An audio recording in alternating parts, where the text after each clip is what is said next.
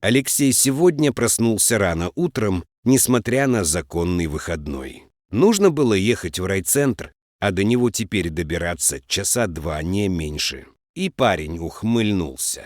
Да, еще бы год назад кто бы сказал, что свою карьеру хирурга ему придется строить в этой глухой деревне, так ни за что бы не поверил. Но жизнь такая штука. Порой такие фортеля закидывает, что ни в одной книге не придумают. Все началось с того, что на операционный стол к Андрею после страшного ДТП попал совсем еще молодой парень. Летел, как сумасшедший, объяснили ему тогда. Вот со столбом и не разъехался. Даже дорогущая иномарка не спасла. Никто, кроме Андрея, не согласился делать тому операцию, понимая, что шансов практически нет. А он, молодой, амбициозный, вызвался сам, поверив, что ему удастся сотворить невозможное. Однако пациент скончался прямо на операционном столе. Такой исход был очевиден всем, кто был ознакомлен с полученными травмами пострадавшего. Но Алексей воспринял это как личную трагедию. На его руках умер молодой парень, а он никак не сумел ему помочь. Ситуация усугубилась, как только отец умершего пациента узнал о смерти сына. Он ворвался в ординаторскую и кинулся на Алексея в драку. Это ты его убил, чертов мясник. Я тебя посажу, я тебя в тюрьме сгною за моего мальчика». Кричал он в лицо хирурга, обвиняя того во всех смертных грехах. И все бы ничего. Да только этот разъяренный папаша по совместительству оказался еще и мэром этого городка. А значит, в его руках были все рычаги, чтобы расквитаться с молодым врачом. Алексей места себе не находил, не понимая, за что все это обрушилось на него. Начались бесконечные проверки и тяжбы, и хотя всем было очевидно, что в действиях хирурга не было ошибок, кто-то должен был ответить за смерть сына мэра. Вот Алексей и ответил. За такой необдуманный поступок его сослали в эту глухую деревеньку, где и нормальной операционной-то нет. Но ничего, здесь тоже живут люди, им тоже нужна моя помощь. Вслух сказал мужчина, будто желая отогнать от себя дурные мысли, и поднялся с постели. Утренний туман еще стелился по сырому асфальту, обволакивая и цепляясь за макушки обступивших его деревьев. Ставшая теперь для него домом, деревенька осталась за спиной. Удивительно, но, кажется, она начинает ему нравиться. Своей неухоженностью и даже корявостью, но зато честностью и открытой душой. А может быть и не только этим. Алексей невольно улыбнулся, когда в голове всплыл образ Олеси, его помощницы-медсестры. Совсем еще юная она сумела сохранить в себе детскую чистоту и непосредственность. Добрейшая душа. Она просто рождена, чтобы помогать людям. Вот только губы парня сжались в беспомощном отчаянии. Ужасная хромота не давала девушке жить полноценной жизнью. Получив страшную травму, еще будучи подростком, она теперь на всю жизнь обречена была сильно хромать, неправильно сросшийся перелом, ошибка хирурга, и жизнь молодой девушки погрузилась во мрак. Нет, она по-прежнему улыбалась людям и старалась помочь каждому, кто ее просил об этом. Правда, вот мужчин теперь она сторонилась. И даже на ухаживание Алексея девушка не отвечала.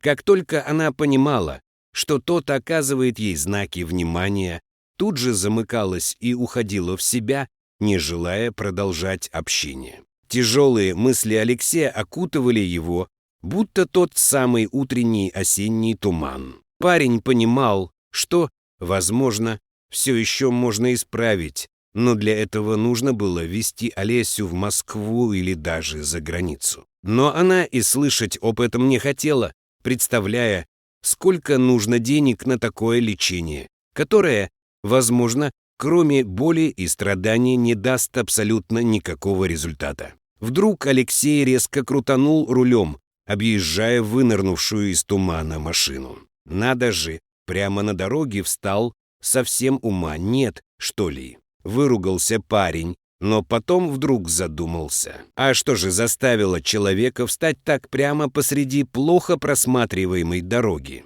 Наверное, инстинкт врача дал о себе знать, и Алексей решил проверить, не нужна ли этому беспечному водителю помощь. Припарковав свой автомобиль на обочине, он подбежал к стоящей посреди дороги машине и открыл дверцу. «Здра!» — хотел было поздороваться он, но его тут же встретил пронзительный женский крик. «Ай, мама, мамочка, как больно!»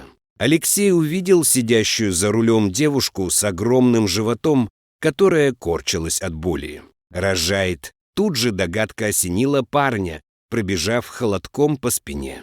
Он помог роженице перебраться на заднее сиденье, а сам, поставив машину в безопасное место, начал готовиться принимать роды. И уже было ясно, что ни о какой больнице не может быть и речи. Счет шел на минуты, и промедление могло тотально навредить как матери, так и стремящемуся появиться на свет ребенку. Сейчас весь мир перестал существовать для него. Главное — это помочь новой жизни появиться на свет. Все его действия были уверенными и спокойными. Хирург взял в нем верх, демонстрируя качество профессионала высокого уровня. Больше часа провозился он с новоиспеченной мамой, и каково же было его удивление, когда вместо одного ребенка на свет появилась сразу двойня. Не без проблем, конечно, но роды прошли успешно. И, наконец, Алексей сел за руль, чтобы доставить девушку с ее двойняшками в больницу. «И чего ж ты одна в таком положении по лесам катаешься?» Уже расслабленно спросил Алексею своей новой знакомой. «Да, я не думала, что уже срок. Врачи попозже обещали». «Держа на руках своих младенцев», — объяснила она. «Я к папе ехала. Ну, знаете, тут коттеджный поселок в Бару.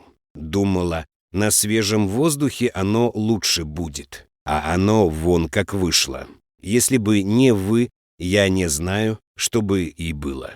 А, кстати, меня Лера зовут», — представилась она.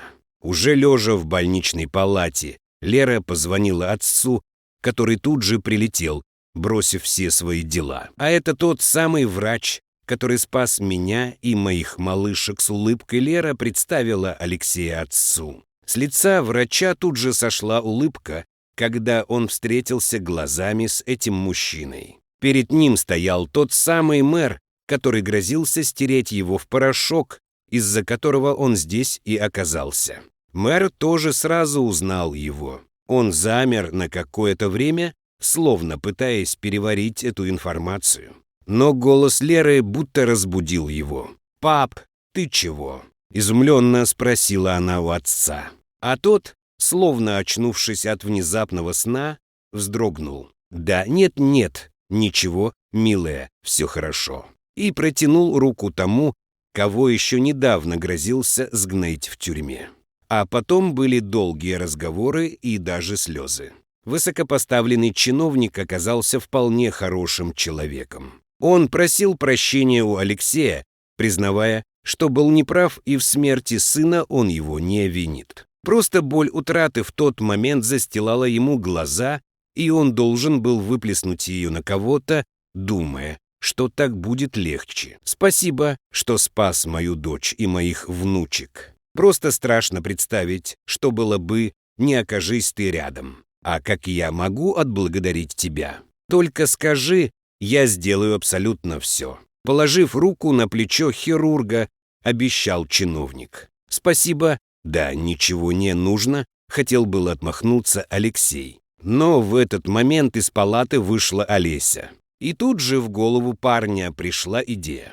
Прошло уже 2 года с этого удивительного случая на загородной трассе. Олеся теперь вовсе не хромала. С помощью мэра ей удалось пролечиться в лучших клиниках мира, и врачи сотворили практически невозможное, вернув ей уверенную походку. Алексею все же удалось заполучить расположение девушки, которая никак не могла поверить мужчинам. И вскоре они поженились. Лера стала хорошей подругой Олеси и Алексею. Теперь они часто общались и ездили друг к другу в гости. Мэр Борис Аркадьевич теперь, будто чувствуя вину, то и дело предлагал Алексею занять должность главврача в его частном медицинском центре. Однако Алексей уже всем сердцем прикипел к этой глухой деревеньке, где по утрам туман цепляется за ветви сосен, а в маленьком деревянном домике живет его счастье по имени Олеся, которая уже вот-вот подарит ему сразу тройню.